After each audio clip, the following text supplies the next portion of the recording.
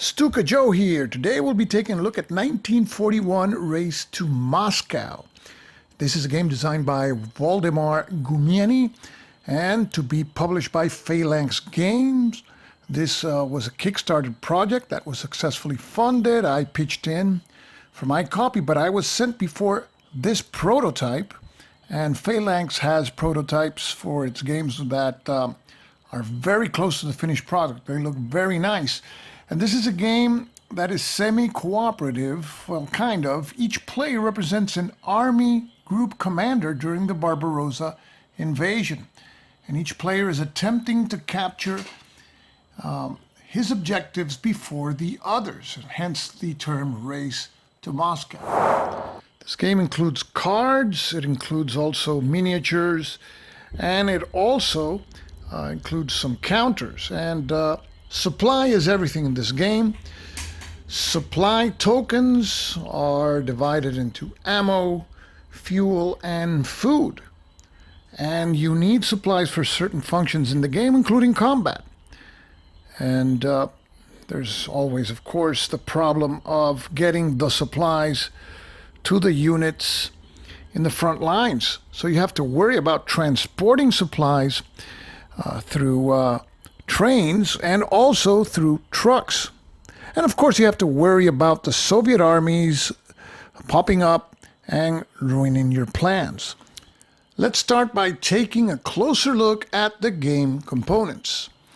The game includes a 22 by 34 inch mounted map board that shows the Soviet Union in areas of Poland and Romania. And we're looking at the map board from the side which has the German forces starting. And you see that the spaces are mostly oval shaped, and spaces are connected by arrows. And the arrows are color coded. Blue arrows for Army Group North, white arrows Army Group Center, and brown arrows for Army Group South. There's a number of red arrows, but those pertain only to Soviet reactions.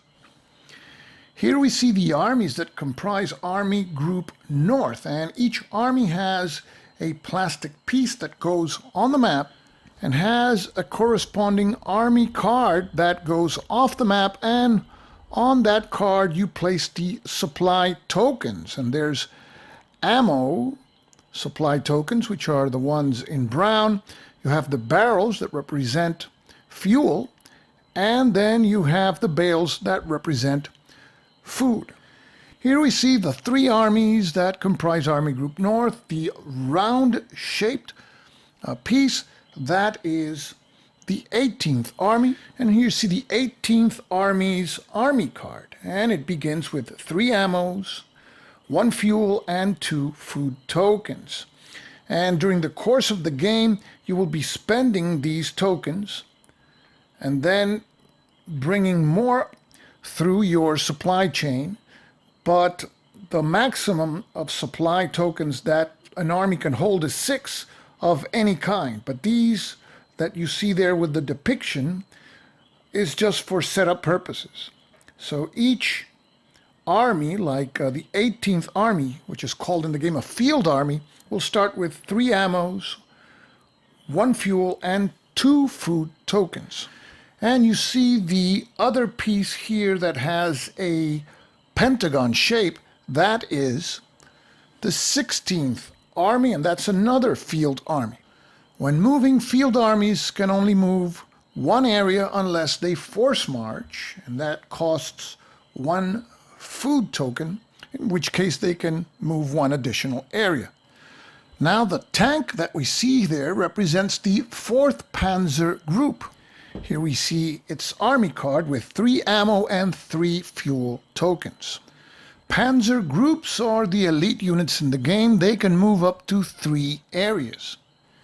Now, in addition to its 3 armies that we've seen already, Army Group North also controls the Baltic Sea German flotilla, represented by the plastic boat that you see there. Each player also has a set of pursuit cards, and these are flipped whenever one of the player's armies enters a space with a Soviet counter. And sometimes you'll see that it's a Soviet army that has to be defeated, and you have the requirements to defeat the army. In this case, it's 1 ammo token. You have other armies here. And in other occasions, you have events. And you see some events here. Sometimes you will capture supplies also. And sometimes you'll have effects from weather. And here you have to spend more fuel tokens to move. So you have these effects here that are unknown until you flip that card. And there's no way of advancing through the map in this game but to advance through spaces with Soviet markers, so you will be flipping many of those. Each player also has a set of control markers. This is for Army Group North, denoting control. And if you flip it, you have a control marker, and it also denotes that there is railway in that space. And that allows the player to use his trains, and trains can transport greater amounts of supplies than trucks, as we will see. Each player begins in his resource area with 3 trains and 5 truck markers, or miniatures here, and each one of these are means of transportation. And trains can transport up to 6 supply tokens in one move, while trucks can only transport up to 4. Each player's army group is facing a distinct Soviet front. In the case of Army Group North, it is facing the armies of the Northwest Front. And these front cards, at the end of the turn, Soviet markers or counterattacks are conducted according to the priorities listed in this card. And once during each turn, a player can use his army marker and flip it to its backside in order to select one of the 4 OKW cards that are face up on the table. Let's say that the player chooses this one, and this card gives the player certain resources. And what happens is, after this card is selected, then a new card takes its place. We flip it and place it face up on the table. This card, Schnellkampfgruppe, has a hand symbol, meaning that it can be placed in the player's resource area for use later during the game. It doesn't have to be used right away.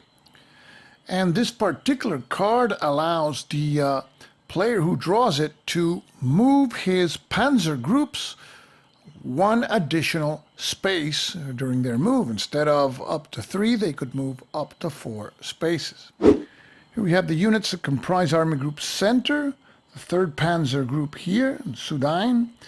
We have the 9th Army here, and the 4th Army here. And we have the 2nd Panzer Group here in Stuka. And here we see the army cards for the units of Army Group Center with their corresponding supply tokens. Here we see their initial resources, control markers, the front card, and their set of pursuit cards, army marker, and air support marker. Here we see the units of Army Group South in Lublin. We have the 6th Army, 1st Panzer Group at Samosk, then at Reichhof, which is the main supply base for this army group, we have the 17th Army, and then further to the south, there is a frontline base, which is Piatra, and we see there the 11th Field Army. Here we see the resources for Army Group South together with its front card. It is facing the southwestern front. We see the pursuit cards and the army cards, army marker, and air support marker. A pursuit card is flipped whenever a German unit enters a space with one of these Soviet markers, and these begin in spaces that have that red star. Other spaces have these medals, and these medals are important because if players do not achieve an automatic victory by capturing their ultimate objective, the game will be decided on the number of medals that each player games. And once a player captures a city with one of these medals, the player flips the medal to its German side and keeps it with his resources. Here we see the map. Most of the areas are oval shaped. These are regular areas. Areas that are in the shape of a hexagon and show a fortification are fortified areas, like here that we see for Skov. And if a player does not control that area, the player has to spend one additional ammo marker to enter that area. So how is victory achieved in this game? Well, there's two kinds of victory. An immediate victory, and this happens if a player's army enters and captures one of the Soviet key cities. And here we see Leningrad, which is a key city for the player controlling Army Group North. Here we see Rostov, which is the key city for the Army Group South player. And Moscow is a key city for any player. So if any of the players captures Moscow, he immediately wins. If an immediate victory is not achieved, then the game is won by standard victory conditions, which means that the player that has the most amount of medals wins the game. Also, if a player defeats a particular type of unit that has 3 ammo markers, it also gains 1 medal, as signified there by the German medal symbol. If no immediate victory is achieved, whenever the last Soviet marker enters the game and is placed on the map, the game stops, and then players count the number of medals they have. The player with the most medals wins. Each player also has this player aid card that has the information as to what the players can do during a turn, the actions summarized, and it is double-sided, and it is a very nice play summary. Now, some of the areas in the map have 2 colors, meaning that both players can enter that area. For example, here you have Vilnius, which is worth 1 medal. It can be entered by units of Army Group North and also Army Group Center. However, the first player that enters there will place his control marker, and if that happens, the other player cannot use that area. Here we see the logistics chart. At the beginning of the game, each player places his token here in the one or leftmost column. And here we have the number of transport units, that is trucks and trains that can be taken. That means trains and trucks that you can take from those available on the transport track during the take transportation action. Then here we have the maximum number of trucks and trains that you can place on the board from your resources during the transport supplies action. And finally, here is the maximum number of trucks and trains that you can have in your resources at one time. In this game, players conduct actions in a particular order, and player order is determined at the beginning of the game. We will place player control markers in a cup and determine player order. But note that as a balancing game mechanism, whoever is second and third will receive a medal at the beginning of the game. So we draw the first marker, and it's going to be Army Group Center. Second will be Army Group North. I don't know why I have to shake it. And the third is going to be Army Group South. So Army Group North and Army Group South each receive 1 medal.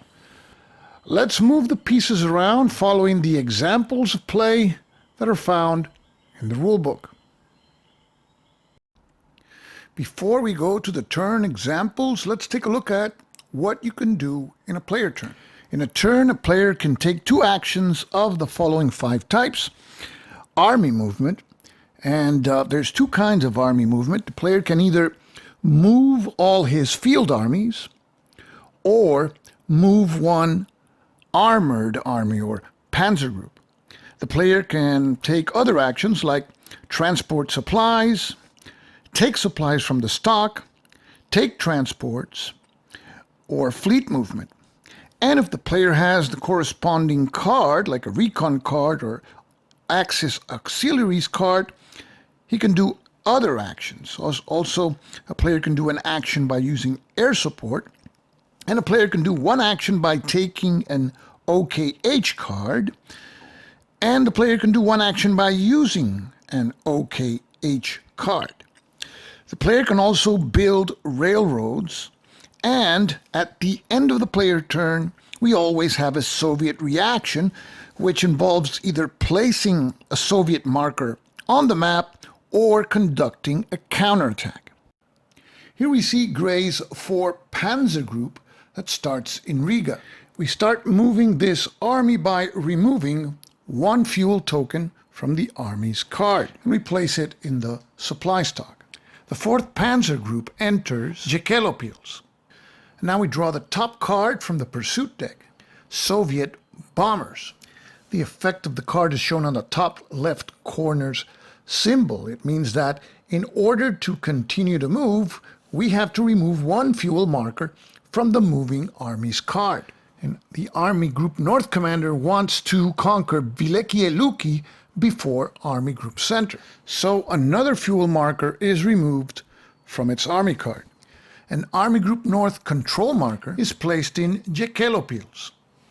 Next, the 4th Panzergruppe moves to Sebesh, and we reveal the top card of the pursuit deck, Captured Stock. This card causes that one ammo marker be added to the space. So we take an ammo marker from the supply stock and we place it in the Sebesh space. And because Panzergruppe 4 is in the space, we can immediately move the ammo marker to Panzergruppe 4's army card. And we place a control marker in Sebesh, and Panzergruppe 4 has moved 2 of the maximum 3 spaces it can move. In its last move, Panzergruppe 4 moves into Wielkie Luki. Note that Wielkie Luki is one of those spaces that Army Group North or Army Group Center can enter. So Army Group North has just beaten Army Group Center to the chase. We reveal the top card from the pursuit deck, Axis Latvians. This is one of those Axis auxiliary cards that has an effect of providing an additional action if the card is played. But because of the hand symbol that it has, that means that the player can save that card with his resources for later use. And that's what Army Group North will do, save the Latvians for later. And now Wielkie Luki is marked with the Army Group North control marker, and we take the medal and place it in Army Group North's pool with the German side showing. And that's the end of Panzergroup 4's move, and it has still 2 ammo markers and 1 fuel marker on its army card. Let's take a look at another example. Let's suppose that when Panzergroup 4 entered jakeelopeels, we flipped the top card in the pursuit deck, and it was the Feudal Befehl card. This card indicates that we can move one metal token onto another double-colored objective city. So the Army Group North player uses the card to move the Russian medal in Rshev to Wielkie Luki, and now that location has 2 medals. We place an Army Group North control marker in jakeelopeels, and now Panzergroup 4 continues its move to Sebesh.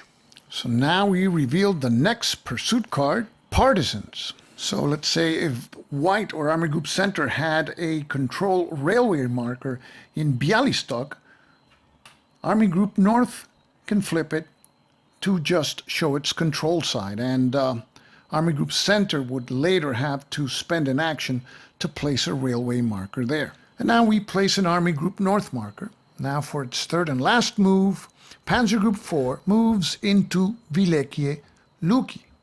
So we draw the top card from the pursuit deck, Operation Silberfuchs. And this card has no effect. So an Army Group North marker is placed in Wielkie Luki, and the Army Group North player takes control of the 2 German medals there and places them with his resources. And Panzergruppe 4 at the end of its move has 1 ammo and 2 fuel markers on its army card. Combat in this game takes place by spending as much ammo and fuel tokens from the army's army card as shown on the enemy unit, and that's the way to defeat a particular enemy. In this particular example, we see Panzergroup 1 of Army Group South is in Bryansk, and it has 4 ammo and 2 fuel tokens on its army card. In addition, there is another ammo marker in the Bryansk space. For his action, Army Group South starts by moving the army and moving 1 fuel from its army card to the supply stock. And simultaneously it takes the ammo token at Bryansk and places it in its army card. And the Panzer Group moves into Kaluga, which is a fortified space. And note that it has that icon that indicates that an ammo marker needs to be spent for Panzer Group 1 to enter that space. So we spend 1 ammo marker. Now the player has to draw the top card from his pursuit deck. So that is the 40th Army card. And to defeat it, we need to spend an ammo marker. And if we want to continue to move, we have to spend another fuel token. So we take an ammo marker, place it in the supply stock, and Army Group South has defeated the 40th Army. So now we place this card with Army Group South's resources. And Army Group South collects the medal and adds it to its resources. And because of the symbol on the 40th Army card, if Panzer Group 1 wants to continue moving, it must spend an additional fuel token, and it will do so, and that's the last fuel token it has. Now the first Panzer Group enters the Moscow space. And of course, Moscow is a fortified space, which means that to enter the space, the Army Group has to spend 1 additional ammo token. And it does, and it still has 2 left. And because it is entering a space with a Soviet marker, now we have to reveal the top card from the Soviet deck. That is the 16th Mech Corps. To defeat this Soviet unit, the German army has to have 1 fuel and 2 ammo markers. And as you can see, it has the 2 ammo markers, but it doesn't have the fuel markers. So we remove the 2 ammo markers, but because it doesn't have the required fuel token, Panzer Group 1 loses the battle and has to retreat back to Kaluga. And the Soviet 16th Mech Corps card is shuffled back into the Soviet deck. In this game, you can encircle spaces and groups of spaces. Uncontrolled areas and groups of areas become encircled if they cannot trace a continuous chain of uncontrolled areas to a victory area like Leningrad, Moscow, or Rostov. And a Soviet chain of communication can also be traced by sea areas if there is a harbor. Now let's take a look at this example here. We see 4th Panzer Group that has just captured Riga. And there are Soviet markers in Xiaolai and Liepaja. And these are not encircled. And that's because Liepaja has a harbor that is unblocked to the sea. You see that it has a sea connection to Leningrad. And here we see the connection in sea areas from Liepaja to Leningrad. And we'll see later on how this German fleet marker can block such a sea connection. In this example, Army Group South is moving its 11th Army, which, after its victorious combat, captures Mogilev Podolsky and places its marker there. Next, Panzergroup 1, after a successful combat, has captured Brody, and it continues its move into Proskurov, also successfully capturing that space. And you can see that all three Soviet markers, the one in Lvov, Stanislavov, and also the one in Chernovitsy, are isolated. They cannot make a connection to any victory area. So these three markers are replaced with Army Group South markers. And the three top cards from the Soviet deck are taken but not revealed, and they are placed face down with Army Group South's resources. They will be revealed at the end of the game. An action that the Army Group North player can take is that listed there at A5, Fleet Movement. And the fleet marker can be moved one area per turn to an adjacent area. So in this example, we see the fleet moving one area into the area adjacent to Liepaja. And the fleet there blocks Liepaja harbor. And therefore, the Soviet markers in Liepaja and Siaulai are now encircled and are immediately removed and replaced with Army Group North markers. Because Ventspils is also isolated, another Army Group marker is placed there. And because two Soviet markers were eliminated, the Army Group North player takes the two top cards from the Soviet deck without looking at them and places them face down with his resources. Let's take a look at another of the actions that can be taken. A4, take transports. Trucks and trains can be placed on lines connecting two areas that a player controls. In this way, the player can perform a single supply transport between these areas. Let's take a look at this example. There are 3 ammo, 3 fuel, and 3 food tokens in Danzig. The Army Group North player conducts the transport supplies action. Army Group North is at level 1 on the logistics chart, which means that the Army Group North player can place up to 3 transport tokens only. Army Group North has 3 trains and 5 trucks within its resources. First, Army Group North places a train between Danzig and Königsberg and uses it to move 3 ammo and 3 fuel tokens from Danzig to Königsberg. And it can do so because each placed train can transport up to 6 supply tokens one way from area to area. Next, Army Group North places another train between Königsberg and Tilsit and uses it to move 3 ammo and 3 fuel from Königsberg into Tilsit. Now for the last transport placement, Army Group North places a truck between Danzig and Königsberg. And you can have trucks and trains coexist in the same connecting line. And trucks can transport a maximum of 4 supply tokens, so the truck is used to move the 3 food tokens from Danzig to Königsberg.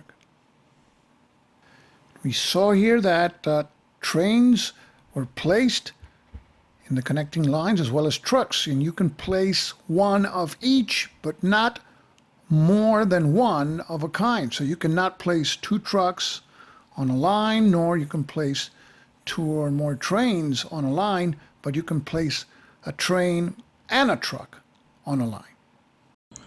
Another action that a player can take is the one listed in A3. Take supplies from the stock. Here, supply can be placed into a player's main supply base. So in a turn, a player can take a set of 6 supply pieces of any kind from the supply stock and place it in his army supply base. Now, Army Group South has a special supply base, which is called a limited supply base, which is located at Piatra. 3 supply pieces of any kind may be placed from the supply stock in this limited supply base. And here we see Army Group South's main supply base at Rijkshof. And for his first action, the Army Group South player will take 6 supply tokens from the stock, in this case 3 ammo and 3 fuel markers, and places them in his main supply base at Rijkshof. And as we stated before, Army Group South has a secondary or limited supply base at Piatra, which can take 3 supplies at a time. So for his second action, the Army Group South player will take 1 food and 2 fuel tokens and places them in Piatra. Another action players can take is the one shown at A2, transport supplies. Another action that players can take is that shown in A4, take transports. Here we see the transport stock, and players can take trains and trucks that are in the transport stock, but not more than the number shown for a player's level on the logistics chart. Here we see that all players are at level 1, so they can take a maximum of 6 transport tokens between trucks and trains that are available in the transport stock. Let's take a look at an example using Army Group Center. Army Group Center is at level 1 on the logistics chart and has 3 trucks and 1 train in its pool. According to the take row on the logistics chart, Army Group Center can take up to 6 transport tokens from the stock, but that would exceed the number that Army Group Center can possess, which is 9, which is also shown in the logistics chart. So Army Group Center can only take 5 transport tokens in any combination. And for example, it will take 2 trucks and 3 trains, which are added to its pool, as shown here. In the game, there is a resetting phase, which is called theater reorganization. And this occurs whenever a take transport action leaves no trains in the transport stock. Immediately, we conduct a theater reorganization. All players' markers in the logistic chart are moved from level 1 to level 2. And that, of course, increases the take, place, and maximum transport capacity of each of the players, as shown here. Also, all players remove all trucks and trains from the board, and they are returned to the transport stock, as for example shown here. And then each field army and panzer group has to spend 1 food token from its army card. Let's take a look at the armies of Army Group North. The 16th Army has 2 food tokens, so 1 is spent and it is placed in the supply stock. The 18th Army has 1 food token, so that one is also spent. But the 4th Panzer Group has no food tokens, so that army is grounded, and 4th Panzer Group is marked with a halt marker and will be unable to move until food is delivered to its area. And when food is delivered to its area, 1 food will be spent and the halt marker will be removed. As part of the theater reorganization, as a result of all players being now at level 2, in the logistics chart, 2 trains in the transport reserved are moved to the transport stock, plus 2 trains per player. So in a 3-player game, that would be a total of 8 trains would be moved to the transport stock. And finally, all face-down headquarter markers and air support markers are flipped face up. And at the conclusion of the theater reorganization, the game resumes in the same place where the reorganization started. If his air support marker is available, a player may take one action by using air support. Here, Army Group Center begins its turn, and its goal is to capture Brest, which is a fortified area. His second Panzer Group has 3 fuel and 3 ammo tokens, but Army Group Center is worried that this may not be enough to capture Brest. So Army Group Center will take an additional action, and this will be an air support action on the Soviet deck. The Army Group Center player takes a peek at the top card of the deck, and it is the 6th Mechanized Corps, which requires 1 fuel and 3 ammo tokens to defeat. And the card is placed face down again on the top of the deck, and the Army Group Center air support marker is placed on top of the deck as a reminder. Whenever a player plays an air support marker and places it on the deck, that player spends 1 ammo less than normal for entering a fortified area or fighting a combat in the area. So in his first regular action, Army Group Center moves the 2nd Panzer Group into Brest, and to enter Brest, the 2nd Panzer Group has to spend 1 ammo marker because this is a fortified space. And that leaves Panzer Group 2 with 2 ammo markers. And because there is a Soviet marker there, we have to flip the top card from the Soviet deck. Because of the air support action, we know exactly what card that is. It's the 6th Mechanized Corps, which we can defeat by spending 1 fuel and 3 ammo markers. We definitely meet the fuel requirement, so we spend 1 fuel token.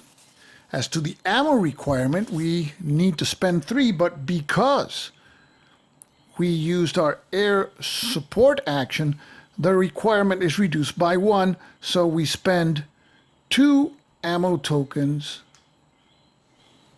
and Army Group Center eliminates the 6th Mechanized Corps and places its card with its resources. Army Group Center's air support marker is now placed face down with its resources. Army Group Center has captured Brest, and it may continue moving by spending 1 fuel token. It has 2 left, but it decides to stay put.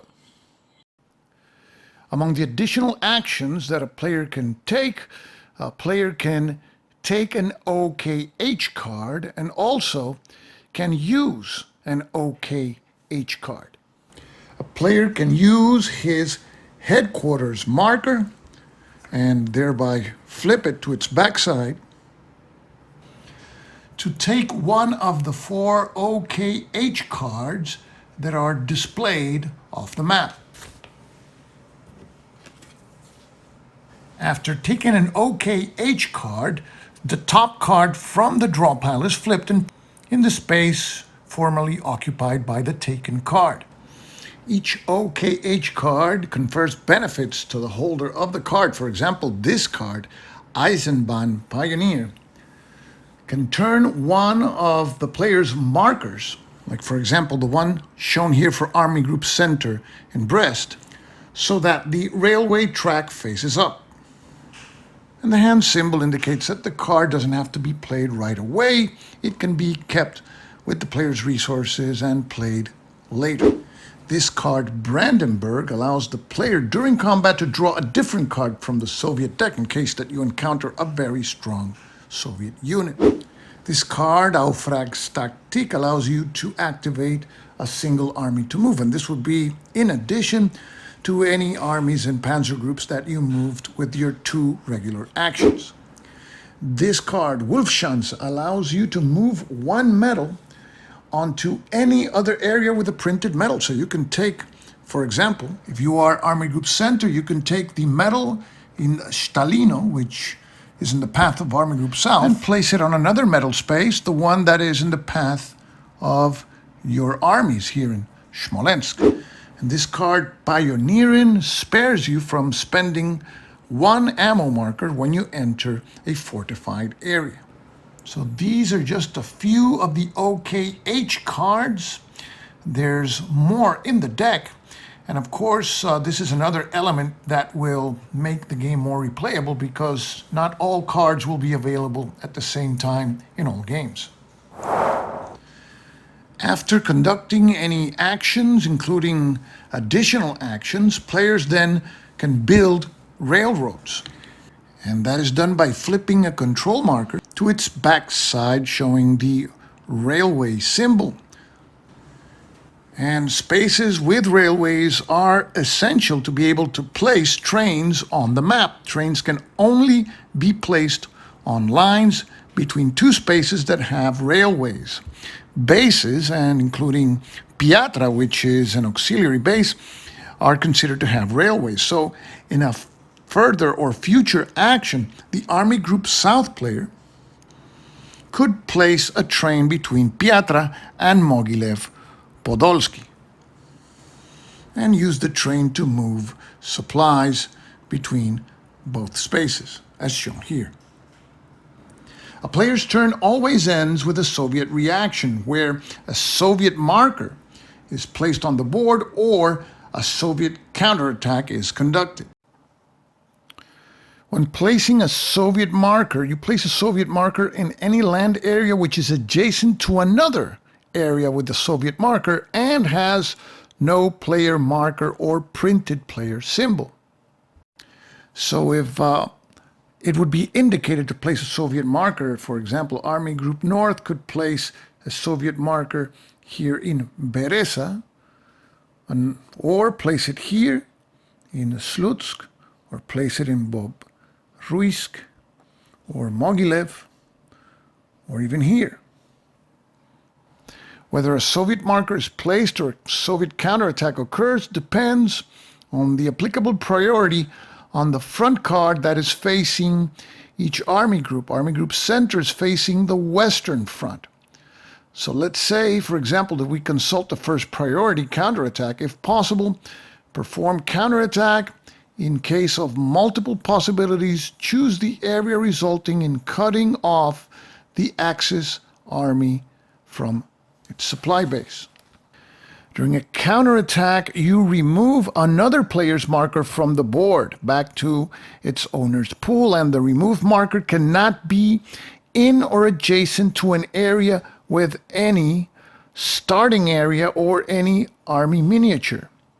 And it must be adjacent, however, to an uncontrolled area or an area with a Soviet marker on it. So, for example, the Army Group North player conducting the counterattack could not, for example, remove this marker here in Novogrudek because it is adjacent to the 4th Army here in Minsk, and actually another Panzer Army which is further south here in Grodno. It could not remove the marker in Borisov for the same reason. It is adjacent to the 4th Army. But look at the situation with the Orsha marker. It is not adjacent to any army miniature. So Army Group Center's marker is thereby removed by the Soviet counterattack. Whether a Soviet marker is placed on the map or a counterattack takes place depends on the priorities listed on the front card that belongs to each player. So in this example that we saw, it was Army Group North which was conducting the Soviet reaction phase, and Army Group North uses the Northwestern Front card. And we can see that this card states that a counterattack should take place, but if the conditions for a counterattack are not met, then the player can place a Soviet marker in any objective city closest to an Axis army. An objective city is one that shows a medal. So if it's the Army Group North's turn and conducting the Soviet reaction phase, it is called upon to place a marker on an objective city. It could place one here in Novgorod, which is in Army Group North's area. And the other priority that you see in this card calls for placing a Soviet marker near Leningrad in a city closest to an Axis army. So depending on the situation on the map, you will have a Soviet counterattack or the placement of Soviet markers. The game includes a 4-player variant, which adds a Soviet player to the mix, and where these markers are not used with these sides facing, but with their back sides facing, and these show depictions of tanks, cavalry units, and infantry units. And those are the examples of play found in the rulebook for 1941 Race to Moscow. So this is a game that recreates the Barbarossa campaign of 1941, but emphasizes on supply. You have to keep the logistical chain working. Make sure that your units have enough fuel, enough ammo, and enough food to be able to advance and fight. So, I hope that this video has given you a good idea of the flow of the game and what the game has to offer. This is Stuka Joe, signing off for now. Thanks for watching.